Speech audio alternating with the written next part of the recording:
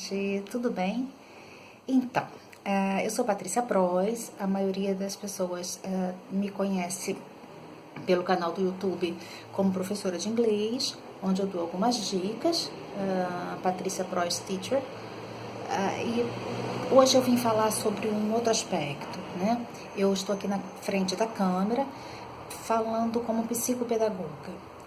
Hoje eu resolvi falar sobre isso porque com tantos anos de magistério e também em psicopedagogia clínica, às vezes me vêm crianças ou adolescentes com a queixa dos pais de que ele não aprende a língua, não consegue aprender o inglês, isso quando me trazem como aluno para inglês. Fora as vezes que me trouxeram crianças no consultório. O que acontece? O que está me preocupando e o que me preocupou a vida toda foi essa cobrança extrema que às vezes os pais depositam sobre os seus filhos. Existe uma expectativa muito grande de que essas crianças sejam perfeitas ou que se deem bem em quase tudo. Eu não me refiro a todos os pais, eu acho que essa mensagem é geral, para que as pessoas que se encaixam nela possam entender o que eu estou falando, ou até aquelas que não se encaixam possam alertar outras pessoas que conheçam com esse tipo de comportamento. Eu venho alertar que, para quem não conhece o processo, as pessoas não são boas em tudo, compreendem? Eu não sou boa em tudo, você também não é bom em tudo. Nós temos áreas em que nos destacamos melhor. Então, quando o seu filho está na vida acadêmica dele e tem diversas matérias, diversas cadeiras a estudar, tem geografia, física, química, inglês, português, matemática, não espere que eles sejam perfeitos em tudo, que tirem acima de 9, 9,5. Eu falo isso porque já recebi aluno aqui cuja mãe estava decepcionada pela criança ter tirado 9. E isso tem que ser bem pensado, porque essa responsabilidade sobre as costas da criança pressiona mais ela do que a própria questão da avaliação já faz esse impacto sobre a criança. É natural que você tire notas menores e maiores. Alguns conseguem notas espetaculares em tudo.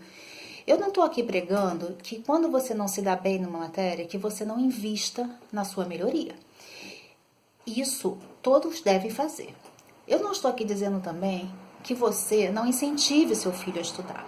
O que eu estou apenas querendo dizer é que aceitem seus filhos como eles são. Aceitem seus filhos com as limitações que eles têm. Limitações, né, gente? Tirar 6, 7 em geografia não é uma limitação, é um perfil, menos facilidade que ele tem para a matéria e facilidades para outras. Existe uma teoria de Gardner, acho que foi lançada nos anos 80, se não me engano, não sei ao certo a data, onde se fala sobre as múltiplas inteligências, né? Então ele preconiza que o ser humano tem múltiplas inteligências. O que ele chama de múltiplas inteligências? Habilidades diferentes enquanto ser humano. Se destaca melhor na área linguística, ou na área artística, ou em relacionamentos interpessoais. Quem tiver interesse pelo assunto pode procurar no Google. Então, o que você tem no seu filho que não é bom, ele pode ser estimulado para ser melhor. E se ele não for excelente, não coloque essa responsabilidade excessiva sobre os ombros dele. Porque se eu pudesse, eu mudaria o esquema de medição da aprendizagem do indivíduo. Porque o aluno, ele tem que ser avaliado durante todo o ano letivo, globalmente. Tantas vezes, até mesmo você pode ter experimentado isso, a pessoa vai fazer a prova, que é um instrumento que mede o seu aprendizado. Hoje é isso que a gente tem. Algumas escolas fogem a esse critério, mas é o que a gente tem, medir o aprendizado através de prova, escrita, oral. Esse momento pode exercer extrema pressão e causar ansiedade nessa pessoa.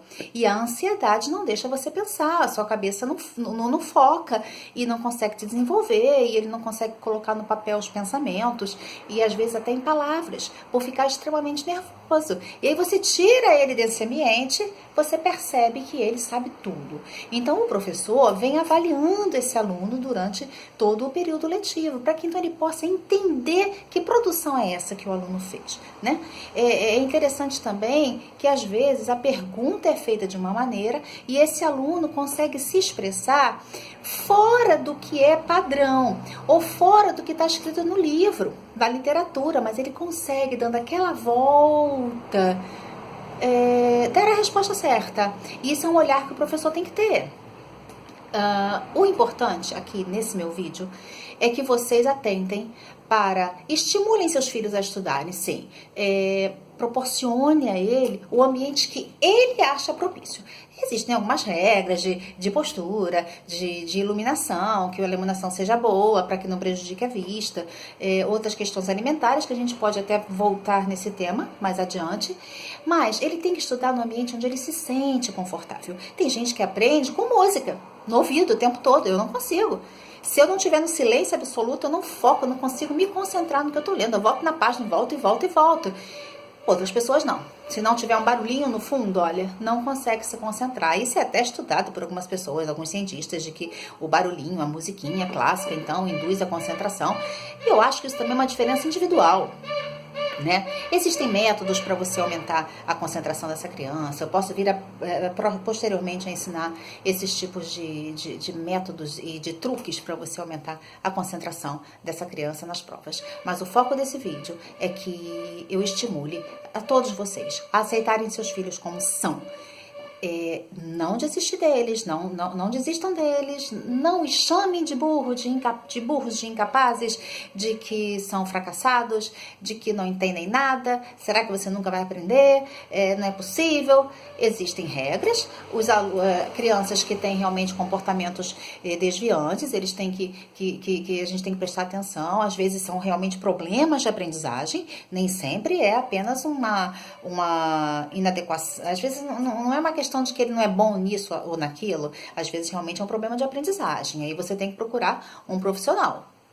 Isso aí, o colégio pode ver, você pode perceber, ter olho crítico em cima do seu filho e perceber que ele precisa de uma ajuda profissional. E não se engane que, às vezes, o olhar da mãe e do pai é um. E quando você leva essa criança para o profissional e ele está de fora afetivamente, ele consegue enxergar um outro âmbito. E não se decepcione se o profissional te devolver esse filho, alegando que, olha só, ele não tem problema de aprendizagem, é uma questão de falta de adequação dentro da dinâmica familiar. Isso pode acontecer. Com problemas outros, como existem dislexia, descalculia e outras disfunções. Então, prestando atenção nisso, ok? Semana que vem, ou outra semana, eu não sei como eu vou fazer isso, eu venho dar mais dicas a respeito da educação, ok, gente? Um abraço para vocês, fiquem bem e obrigada pela atenção.